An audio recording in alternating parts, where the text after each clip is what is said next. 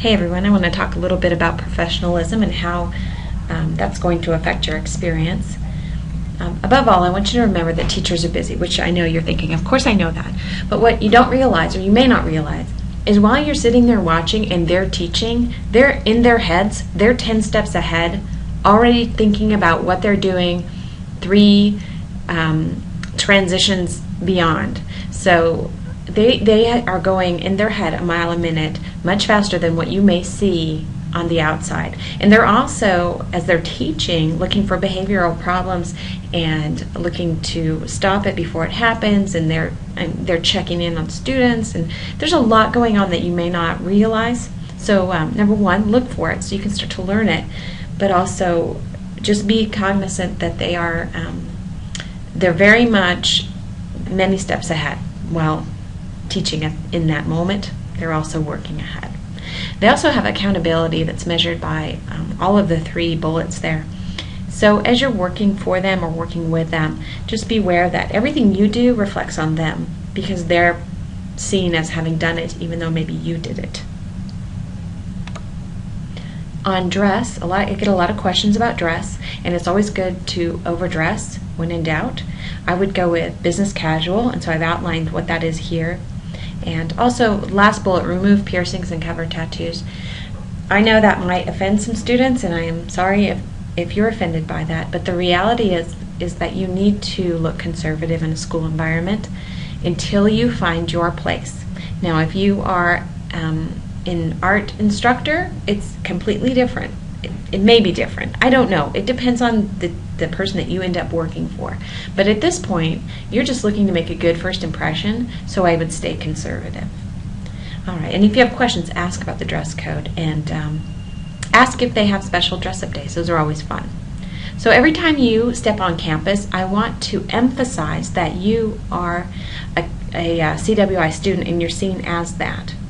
So how you act and what you do is a direct reflection on CWI, and it affects my ability to place students in observations in the future. So it's very important that we put our best face forward, not just for your career, but also because you're representatives of CWI.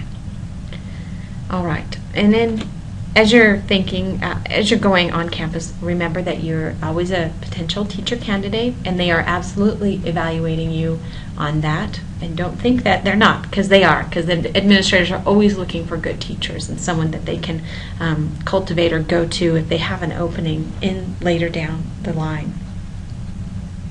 They also don't typically move out of this valley, it seems. I'm learning that everyone sort of stays here, and they might move to a different school or possibly even a different district, but it doesn't seem like they go very far. So everyone you interact with could very well be on a hiring committee or be in an administrative role interviewing you for future jobs. Cell phones. Probably the biggest thing is I don't want to hear about a student texting when they're in class, much less the phone ringing and them answering it. So please make sure you put it on vibrate and put it in your pocket, and if you have to take a message, just go outside. I know what it's like to carry a cell phone and have responsibilities outside of school. I get that completely, but you've got to be, you just have to be quiet about it, and certainly not ever texting in class. The quality of work is really important because teachers will rely on you or might ask you to do something, and they really need help. If they're asking, they need the help. It's not because they just want to leave early. As a classroom teacher, I was never done. I mean, there was just always a stack of stuff that I could use help with. But I hesitated to give anybody work if they weren't going to do it completely and accurately, because even though they did it, if I hand out a paper to students assume I wrote it, I stapled it, I copied it. I mean, they assume all of it is me, even though I had help. So please remember that when you're working for a teacher. Again, when you always check your work and also ask questions. If you don't understand or you're not sure how to do something, I'd much rather have someone ask a question when I was a teacher in helping me rather than doing a project wrong and then I have to redo it. And then again, a special slide just on taking pride that you're representing CWI. That is so important as we're growing this program. Right now we have roughly 325 students that are declared elementary education majors. and that number is going to grow a lot. And so what you do this semester in the field, in those classrooms, is critical. If you can't get there, be sure you let somebody know.